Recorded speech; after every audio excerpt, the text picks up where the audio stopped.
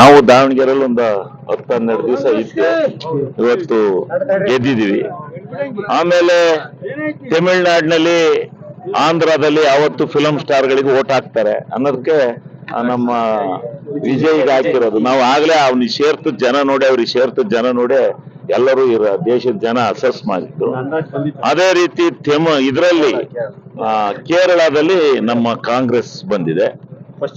ಪಶ್ಚಿಮ ಬಂಗಾಳ ಅದು ವಿರೋಧಿ ಪಕ್ಷ ಅನ್ನ ತೆಗಿಬೇಕು ಅಂತ ಹೇಳಿ 5 ವರ್ಷಗಳ ಸತತವಾಗಿ ಮಮತಾ ಬ್ಯಾನರ್ಜಿ ಅವರನ್ನ ಇಕ್ಕಟ್ಟಿನಲ್ಲಿ ಸಿಕ್ಕಿಸಿ ಅವರನ್ನ ಮಾಡಿದ್ದಾರೆ. ಅದು ಬಹುದಿಶ ಉಳಿಯೋದಿಲ್ಲ. ಒಮ್ಮನ ರಾಜಕಾರಣದ ಎದುರು ಇವ್ರು ನಿಲ್ಲಲ್ಲ. ತಾತ್ಕಾಲಿಕವಾಗಿ ಬಂದಿದೆ. ಆದ್ರೆ ಮಮತಾ ಬ್ಯಾನರ್ಜಿನೇ ಈ ದೇಶಕ್ಕೆ, ಈ ರಾಜ್ಯಕ್ಕೆ ನಾಯಕರು ಅವರು. ಅಲ್ಲಿ ಜನ ಆಯ್ಕೆ ಮಾಡಿ ಯಾರು ಈಗ ಒಂದೊಂದ್ ಸಾರಿ ಒಂದೊಂದು ಹುಯಿಲ್ ಮೇಲೆ ಹೋಗುತ್ತೆ ಅದು ಚುನಾವಣೆ. ಅಲ್ಲಿ ಏನು ಇನ್ಫ್ಯಾಕ್ಟ್ ಆಯ್ತೋ ಗೊತ್ತಿಲ್ಲ. ಅಲ್ಲಿ ಸಮೀಕ್ಷೆ ಪ್ರಕಾರ ಇವರ ಪಕ್ಷದ ಬೆಂಬಲಿಗರ ಮತಗಳನ್ನ 26 ಎಷ್ಟೋ ಲಕ್ಷ ಮತಗಳನ್ನ 90 ಲಕ್ಷ ಮತಗಳನ್ನು ತೆಗೆದ್ರು. ಏನೇನೋ ಇದೆ, ಬಾಂಗ್ಲಾದಿಂದ ಬಂದಂತ ಮತದಾರನೆಲ್ಲ ತೊದಾಕಿರು. ಇವೆಲ್ಲ ಏನೇನೋ ಇದೆ, ಏನೇನೋ ಒಂದೊಂದ್ ಸಾರಿ ತಾತ್ಕಾಲಿಕವಾಗಿ ಒಂದು ಅರೇಂಜ್ಮೆಂಟ್ಸ್ ಆಗುತ್ತೆ. ಆ ರೀತಿ ಆಗಿದೆ, ಪರ್ಮನೆಂಟ್ ಅಲ್ಲ. ಈ ಬಾರಿ ಹೆಚ್ಚು ಓಟ್ ಆಯಿತು, ಎಲ್ಲ ಹೋಗಿ ಓಟ್ ಹಾಕಿದ್ದಾರೆ. ಒಂದು ಬದಲಾವಣೆ ಬಯಸಿದ್ದಾರೆ ಅಂತ ಕಾಣುತ್ತೆ. ದಾವಣಗೆರೆಯಲ್ಲಿ ಮುಸ್ಲಿಂ ನಾಯಕರು ಹಿನ್ನೆಲೆ ಏನು ಇಲ್ಲ. ಅಲ್ಲಿ ಅವರೇ ಮನೆಯವ್ರ ಮಂತ್ರಿ, ಅವ್ರದೇ ಮನೆಯವ್ರ MP, ಅವರೇ ಎಲ್ಲ ಅಂತೇಳಿ ನಿಮ್ಮ ಮಾಧ್ಯಮಗಳು ಬಿಂಬಲಿಸ್ತು. ಅದ್ರ ಮಧ್ಯದಲ್ಲೂ ಗೆದ್ದಿದ್ದಾರೆ.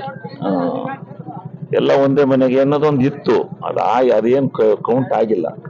ಅವರ ಮನೆತನ, ಅವರ ಊರಿ ಮಾಡಿರೋ ಸೇವೆ ಇದನ್ನ ಪರಿಗಣನೆಗೆ ಆಗಿದೆ.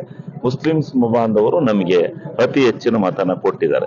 ಸುಮ್ಮನೆ ಅವ್ರ ಮೇಲೆ ಗೂಬೆ ಯಾಕೆ ಕೂರ್ಸಕ್ ಹೋಗ್ತಾರೆ, ಅವೆಲ್ಲ ಮಾಡಕ್ ಹೋಗ್ಬಾರ್ದು.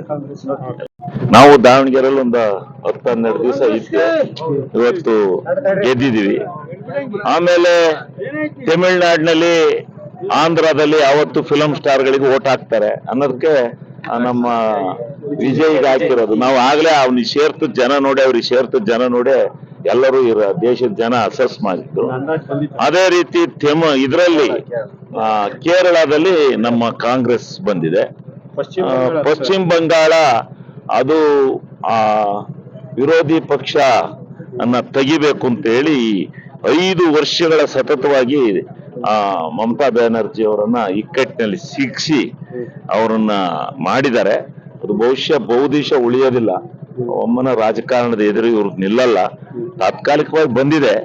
ಆದ್ರೆ ಮಮತಾ ಬ್ಯಾನರ್ಜಿನೇ ಈ ದೇಶಕ್ಕೆ, ಈ ರಾಜ್ಯಕ್ಕೆ ನಾಯಕರು ಅವರು. ಅಲ್ಲಿ ಜನ ಆಯ್ಕೆ ಮಾಡಿ ಯಾರು ಈಗ ಒಂದೊಂದ್ ಸಾರಿ ಒಂದೊಂದು ಹುಯಿಲ್ ಮೇಲೆ ಹೋಗುತ್ತೆ ಅದು ಚುನಾವಣೆ. ಅಲ್ಲಿ ಏನು ಇನ್ಫ್ಯಾಕ್ಟ್ ಆಯ್ತೋ ಗೊತ್ತಿಲ್ಲ.